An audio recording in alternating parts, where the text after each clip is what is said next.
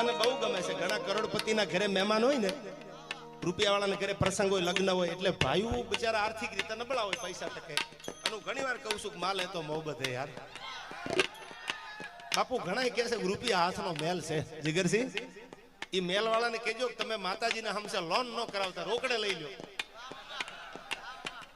એ તો જેને વીઠી હોય એને ખબર હોય યાર પૈસાની તાકાત શું છે.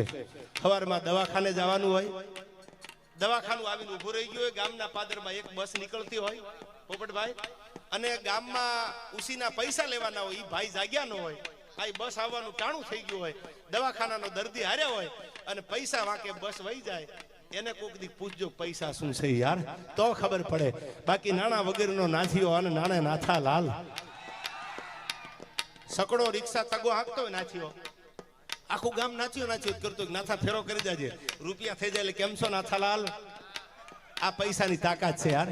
કાજીની કૂતરી બીમાર પડ્યું, ઘણી વાર દાખલો કહું છું, આખું ગામ ખબર પૂછવા ગયું બાપુ કે તમારી કૂતરીને એકચ્યુઅલી તબિયત ખરાબ હતી, હવે કૂતરી ક્યાં ગઠીમાં હતી એની, તો એને ખબર પૂછવા ગયા. શું કામ? કાજી પૈસા વાળો હતો, કાજીનું નામ હતું એટલે એને હારું લગાડવા ગયા.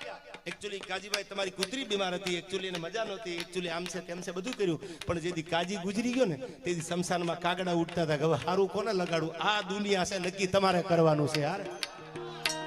આવા ભગવાન